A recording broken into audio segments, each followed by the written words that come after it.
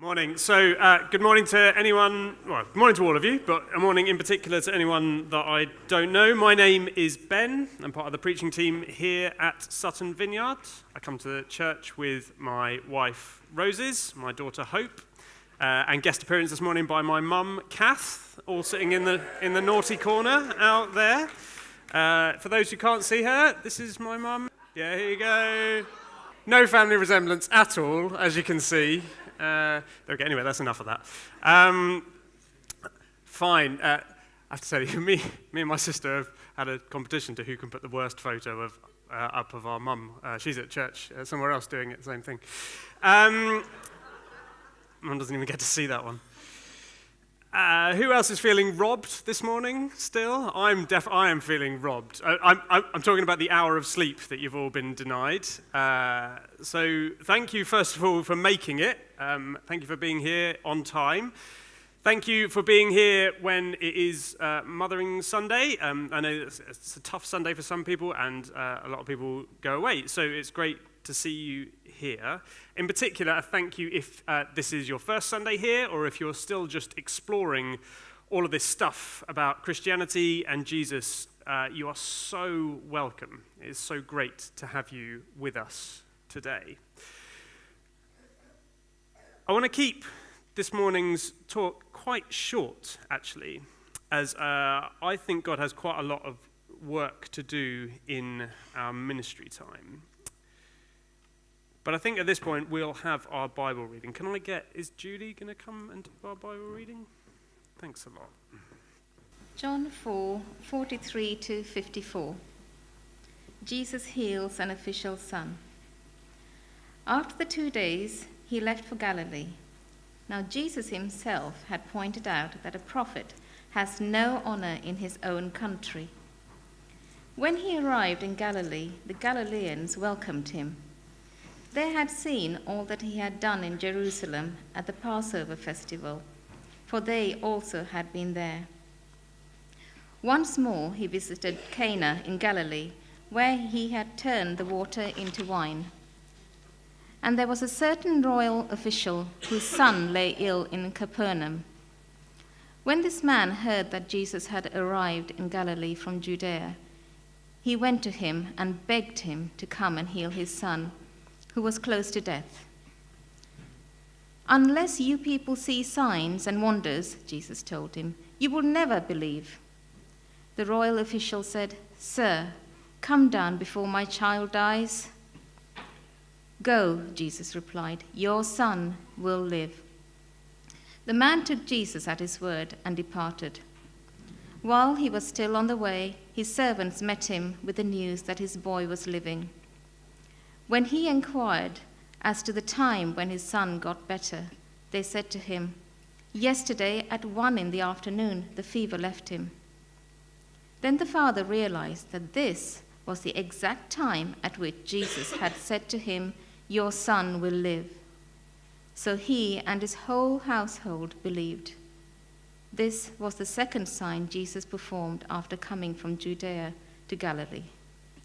The way the next few minutes are going to run is I'm going to speak a little bit about the passage that we've had here, and then we're going to go into a time of worship, and then we're going to spend some time responding to God, because we believe in this church that God is here, God is present with us this morning, that he has work to do, he has things he wants to say, and so we're going to spend time listening to him after we've listened to what I've got to say, and then the worship time. And I'm going to try and spend just about 15-20 minutes talking this morning, so you can set your watches and you can try and hold me to account on that one. I think the question for us this morning coming out of this passage is this: will we take Jesus at his word?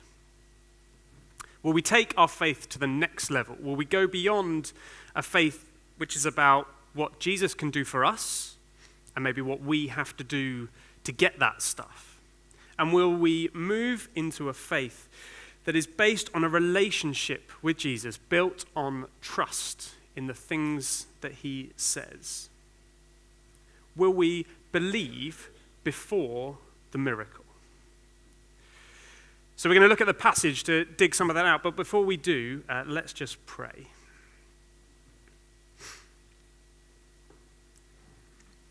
Father God, we've come this morning with all kinds of stuff going around in our heads. It's been quite a week for our country and just as much for us as individuals. And this morning we just pray that you would open up your word a little bit and you would say something to us through this Bible reading, through my words, through our worship time, and then speak into our lives through the ministry time at the end. Amen. Amen. Right, so if you've got a Bible, please do pull it out, and we're going to just follow this passage through and see what it has to say to us this morning. Now, the context for our passage is this. I want to set the passage in the context of two groups of people. Now, was anyone here last week? Oh, this is dangerous, by the way. You should never do this as someone preaching at church. Was anyone here last week and can remember what the talk was about? Anyone at all? It was the woman at the well. Very good. Congratulations, the woman at the well. Jason spoke to us last week, and that was about the woman at the well and also the Samaritans, the people from her town who came out and met Jesus and believed in him. And that's the first group of people that I want to set this passage in the context of. So we read, if we go back to that passage, so that is John 4, 39 to 42, and we read that loads of people came to know Jesus. They came to believe in Jesus during that passage. But John makes a really clear point here of spelling out how that happened, that there were no flashy signs as a part of that story. That the Samaritans, first the woman at the well, and then the others from her town believed because of Jesus' words and the miraculous truth in them that went beyond anything humans could know about themselves and about God. That's our first group of people. Now, the second group of people are the people who we see in today's passage. Now, here's the real test. Can anyone remember what I spoke to you about last time I spoke in church?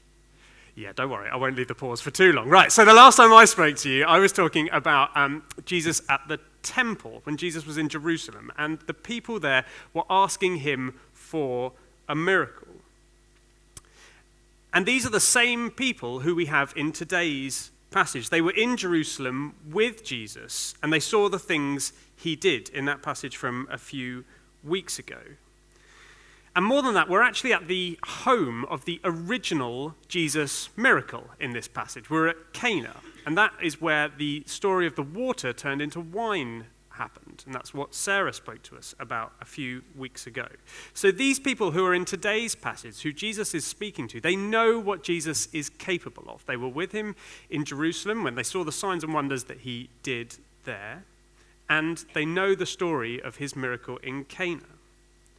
And this second bit of context, this second group of people, explains the slightly strange opening to this passage. So verse 43 to 45, where we're told that Jesus says a prophet has no honor in his hometown, but then he seems to get that honor. The people there welcome him. And it's the same issue, actually, as when I spoke to you last time. You see, these people, they believe in Jesus as long as he is their Messiah.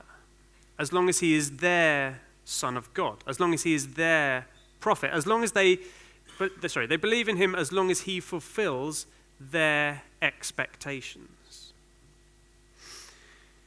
So these are the two groups of people Jesus has most recently spent time with, and that's our context for today's story. And into that context steps our royal official. Now, I don't want to overcomplicate things here this morning. This story is, quite simply put, a big, fat challenge to those of us who call ourselves believers. This is the story of a man who has faith that requires him to step out, to take Jesus at his word, and to believe before the miracle. Right, so let's start at verses 46 and 47. So hopefully they'll come up on the screen and you can have a look at them in your Bibles as well. One of the things to note here is that this man, this royal official, he doesn't have no faith to begin with. He believes on some level, right? So it's not absolutely clear from this passage whether he was already in Cana or not, or whether he came to Cana from Capernaum, his hometown, where his child was lying ill. But if he did come all that way, that's 15 miles, all uphill, to come and seek Jesus. And even if he didn't come all that way, even if he was in Cana, he's still seeking out Jesus. And before we move off into the rest of the story, I think there is a challenge for us here this morning. Is this our attitude? Do we seek Jesus when times get tough? When things are weighing on you, do you rely on your own abilities, your family, your resources? Or do you turn to Jesus? If you recognize that as an issue, can I just remind you of the tremendous privilege we have in this church of having a space for prayer available 24/7, whenever we want it, down at the old Dolphin pub at the bottom of the high street. All of the details are on the church website if you want to sign up for a slot. And if you're anything like me, taking that kind of physical step to go to the Dolphin, to go to the 24/7 prayer space there, can be a really helpful way of being intentional about seeking Jesus' help in the things that we're struggling with in life. And it is hardly 15 miles uphill. If you have never been there before, frankly, you can just take the handbrake off from here and you'll pretty much end up outside the Dolphin. It's literally just at the bottom of the high street. If you don't live in Sutton, getting in to go to that prayer space might feel a little bit like wasted time. I appreciate that. But there's a guy called Johannes Hertel, and he is one of the heroes of the 24/7 prayer movement. And he describes that kind of time, that sacrifice, both to come and spend time with Jesus. He describes it as a beautiful waste. He likens it to the story of the woman who pours her oil out on Jesus' feet. And he says, look, the truth is, yes, it probably seems like a waste of time in the world's terms. But the truth is, isn't all of this really, in the world's terms, a waste of time? But to Jesus, it's the most beautiful, sweet-smelling sacrifice. Anyway, that's not actually the main challenge for today's passage. That's just a pitch for the Dolphin. So please do use it. Yes, preach. Let's move on to verse 48. And if you've got your Bibles, you can follow along. Now, a key point here in this passage is that Jesus is not just talking to the man, the royal official in our story. He's talking to the people around him. In some translations, it actually just says, unless you see signs and wonders, but the New International Version translates it as you people, because it's plural. It's talking about more than just the man. And I have to admit, when I first read this story, before I spent some time with it, frankly, it just seems like Jesus having a bit of a go, right? He just seems like he's just telling them off. But having spent a bit of time with the context, actually, I hear a little bit of kind of exasperation in his voice here. Jesus is saying to them, I've just spent all this time with these Samaritans, these guys who, Jesus even says to them, you worship God, but you don't know him. He explains to them that actually they've got some of their religion wrong, and yet they recognize the truth that he brings in his words. They recognize who he is. They recognize that he is the savior of the world. But the people Jesus is speaking to here are quite different. These are the people who probably, frankly, had the most opportunity of anyone to recognize Jesus. So these are Jews, they are the chosen people, they've spent time at the temple worshiping God, but they've also seen Jesus grow up, right? They know him, they have probably more exposure to him than anyone else. And yet they are still stuck on the signs and the miracles. They're stuck on what Jesus can do for them. You see, this is actually the core of what it means to take Jesus at his word. It's the core, really, of true Christian faith. is to not believe in Jesus because of what he can do for you, what you can get from him, or even what he might ask from you. But to believe that he is someone you can trust with your life, with your stuff, with your decisions. In chapter 6 of John's Gospel, I find this passage, by the way, this verse, incredibly challenging. Jesus is really clear about this. It says, chapter 6, 28, 29, it says that the work of God is this, to believe in the one that he has sent. That's the beginning and the end of it. There might be some worship leading, some making coffee, some kids' work in the middle. But the short and the long version of it is this. The work of God is to believe in the one he has sent. I have the real privilege of serving a group on our Alpha course, and one of them preached it to us this week like this. The people come to him asking for a sign to prove the truth of his words. And he says to them, I'm right here.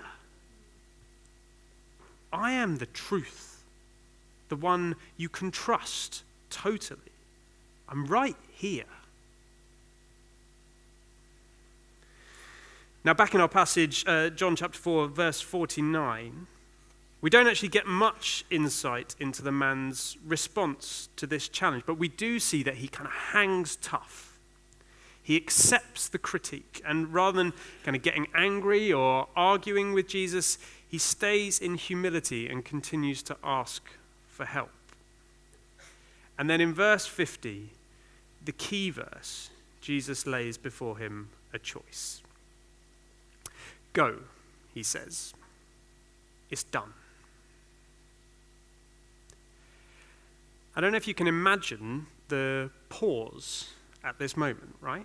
There are people watching, and the question that must be going through their mind is, sorry, were you just meant to take your word for that? So there's no ground shaking, there's no rumble of distant thunder, there's no sign that here in Cana, there's no sign here in Cana that 15 miles away in Capernaum, the child is healed. There's no shaking. There's no speaking in tongues. And I imagine the tension would have been palpable in that moment. Our royal official has a choice. Let's think for a moment what would have happened if he hadn't taken Jesus at his word in this moment. The guy would have stayed begging Jesus, come and heal my child, come and heal my child. Where in Capernaum, his child is healed. He would have been stuck where he was, while somewhere else Jesus has done a miracle that he could have been part of. Instead, though, this royal official chooses to step into the promise that Jesus has given him. And it is quite a big risk that the man is taking. Can you imagine the journey home? Can you imagine the things that would have been going through his head? Did he doubt? Did he worry about what his family would say when he came back without the person that he said he was going to get? Did he play over and over the words of Jesus in his head? I imagine, he's human. I imagine he would. It seems preposterous, right? It seems irresponsible to just take Jesus at his word. And this really is the fundamental question of the Christian faith. You can hear all there is to hear about Jesus. You can know everything there is to know. You can pray, you can sing, you can join the club, you can sign your green form and get your cup. But if you haven't really trusted him, if you haven't believed before the miracle, you're missing out. This is where the real thrill, the real excitement of the Christian life actually is. It's stepping off the ledge and feeling the bungee cord catch you, right? It's going to the gig and finding that you really love the band that's there. It's tasting your first curry and thinking, this looks like poo. And you eat it and you realize that it is, the food of God himself, right? Preach. It's being this man, right? It's being halfway home and having all of this stuff going round in your head, churning the conversation over. And then seeing on the horizon your servants coming running towards you, shouting. And you know what that means? It could mean anything. And then you see that they're smiling. And you hear the news. And the news is so, so good. Do you want to go on a real adventure with Jesus? Do you want life, real life, in all its fullness? Then try this. Take him at his word. Will you believe that when Jesus says he has the power to release you from that thing that has grabbed hold of your life and won't let go? He has that power, and he says he does. Will you believe him? Will you trust him that you're better off putting him before all other things in your life? And that's showing in the way you organize your time, your resources, your relationships. Will you believe in that our faith has set us right with God and given us the promise of life with him forever? And will you believe that that holds true even when you tell other people about it and they want to kick the tires a little bit? This call to step out, I get that it is a totally countercultural idea. I can't even say the word, right? Totally countercultural idea. We live in a try before you buy world. But the Bible is quite clear on this. That's not this faith. Hebrews 11 verse 1 tells us that this faith is having confidence in what we hope for and assurance in what we don't see.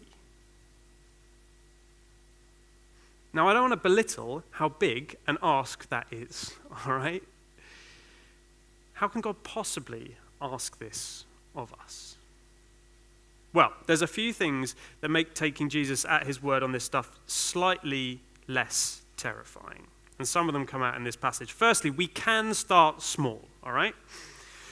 The big leap into the unknown is much easier if you've made lots of little leaps beforehand.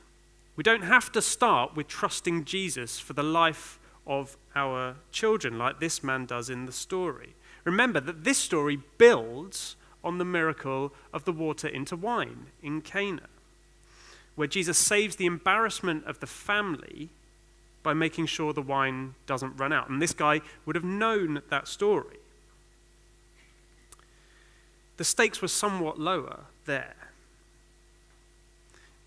This man would have known what Jesus was capable of before he took him at his word. See, faith is it's a muscle. It's a technique we have to practice. Faith breeds faith, and actually we see it later in the story. The man and his family realize that the healing has come about through the promise Jesus gave them, and that gives them the faith to believe for the next miracle. So that's the first thing, start small. Secondly, we have the testimonies of the people of the church to help us. And we have a responsibility to help each other by telling those stories. I'm particularly struck, actually, in this story, that this man, his family believe, even though they didn't hear Jesus say anything, right? In hearing his story, in hearing the royal official's story, in seeing he is living by faith, they believe that they can too. In Romans 10:17, Paul tells us that faith comes by hearing the message. We have a responsibility to share our stories with one another.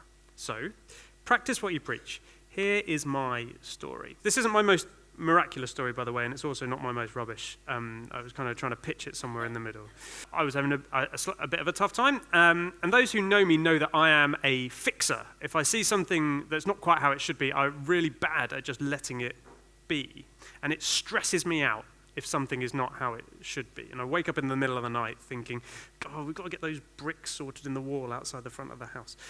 Anyway, this is particularly bad for me at work. So when members of my team are unhappy, it just goes round and round in my head.